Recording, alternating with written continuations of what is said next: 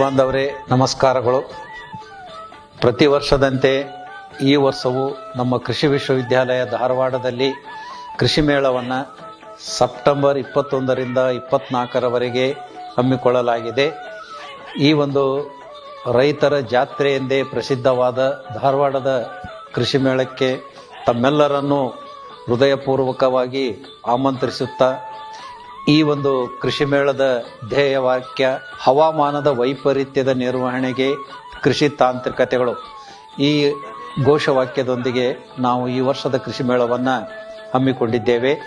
ಈ ಕೃಷಿ ಮೇಳದಲ್ಲಿ ಸುಮಾರು 800ರಷ್ಟು ಸ್ಟಾಲುಗಳನ್ನು ನಿರ್ಮಾಣ ಮಾಡಲು ನಾವು ನಿರ್ಧಾರ ಮಾಡಿದ್ದೇವೆ.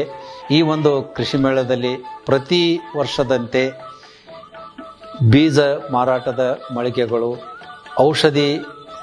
ವಿವಿಧ ಔಷಧಿಗಳು, ಏನು ಸಾವಯವದಲ್ಲಿ ಇರುವಂಥ ಔಷಧಿಗಳೇ ಆಗ್ಬೋದು, ಏನು ರಾಸಾಯನಿಕದ ಔಷಧಿಗಳು ಮಾರಾಟಗಳು, ಹಾಗೂ ಗೊಬ್ಬರ ಮಾರಾಟದ ಮಳಿಗೆಗಳು, ಕೃಷಿ ತಾಂತ್ರಿಕ ಸಲಹೆಗಳು, ವಿವಿಧ ಸಂಘಗಳಿಂದ ಹಲವಾರು ಮಳಿಗೆಗಳನ್ನು ಕೂಡ ನಾವು ನಿರೀಕ್ಷೆ ಮಾಡ್ತಾ ಇದ್ದೇವೆ.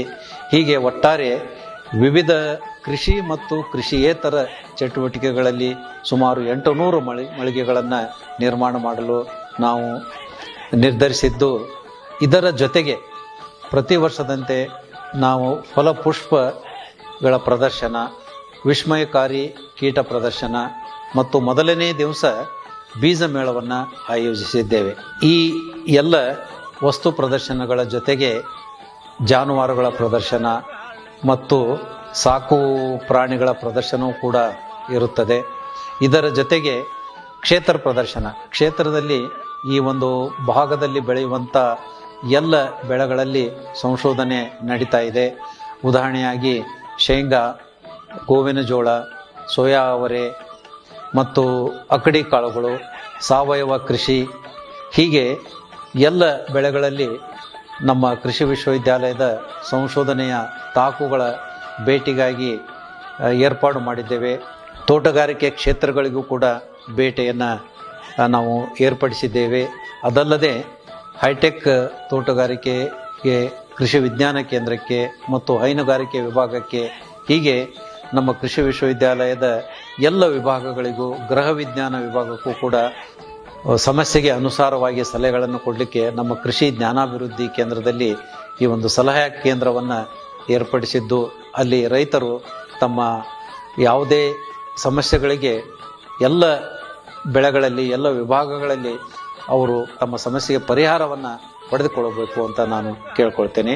ಅದು ಅಲ್ಲದೆ ಮಾರುಕಟ್ಟೆ ವಿಶ್ಲೇಷಣೆ ಬಗ್ಗೆನೂ ಕೂಡ ಚರ್ಚೆ ಇರ್ತದೆ. ಆ ಮಾರುಕಟ್ಟೆ ವಿಶ್ಲೇಷಣೆಯಲ್ಲಿ ಮುಂದಿನ ಹಂಗಾಮದಲ್ಲಿ ಯಾವ ಬೆಳೆಗಳಿಗೆ ಹೆಚ್ಚಿನ ಧಾರಣೆ ಸಿಗುತ್ತದೆ ಅನ್ನುವುದನ್ನು ರೈತರು ತಿಳಿದುಕೊಂಡು ತಮ್ಮ ಬೆಳೆ ಪದ್ಧತಿಯನ್ನು ತಾವು ನಿರ್ಣಯ ಮಾಡಲಿಕ್ಕೆ ಈ ಮಾರುಕಟ್ಟೆ ವಿಶ್ಲೇಷಣೆ ಬಹಳ ಉಪಕಾರಿ ಆಗ್ತದೆ ಅಂತ ನಾನು ಹೇಳಬಯಸ್ತೀನಿ.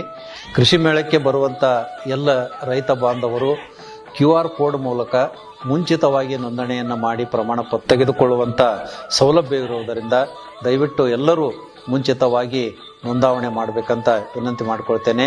ಮತ್ತು ಈ ಕೃಷಿ ಮೇಳದಲ್ಲಿ ಇನ್ನೊಂದು ಹೆಚ್ಚಿನ ಆಕರ್ಷಣೆ ಏನಪ್ಪ ಅಂತಂದ್ರೆ, ನಾವು ನಮ್ಮ ಕರ್ನಾಟಕ ಮತ್ತು ಹೊರಗಡೆ ರಾಜ್ಯಗಳಿಂದ ಸ್ಟಾರ್ಟಪ್ದಲ್ಲಿ ತೊಡಗಿರುವಂಥ ಕೆಲವೊಂದು ಕಂಪನಿಗಳನ್ನು, ಯುವಕರನ್ನು ಕರೆಸಿ ಅವರು ಮಾಡಿದಂಥ ಸಾಧನೆಗಳನ್ನು ಯುವಕರಿಗೆ ತೋರಿಸಿಕೊಡ್ಲಿಕ್ಕೂ ಕೂಡ ಒಂದು 20ರಿಂದ 25 ಸ್ಟಾರ್ಟಪ್ ಕಂಪನಿಗಳನ್ನು ನಾವು ಈ ವರ್ಷ ವಿನೂತನವಾಗಿ ಆಹ್ವಾನಿಸಿ ಅವರಿಗೆ ಅನುಕೂಲ ಮಾಡಿಕೊಟ್ಟಿದ್ದೇವೆ. ಅದರ ಉಪಯೋಗವನ್ನು ಕೂಡ ರೈತ ಬಾಂಧವರು ಮತ್ತು ಯುವಕರು ಪಡೆದುಕೊಳ್ಳಬೇಕಾಗಿ ನಾನು ವಿನಂತಿ ಮಾಡಿಕೊಳ್ತೀನಿ.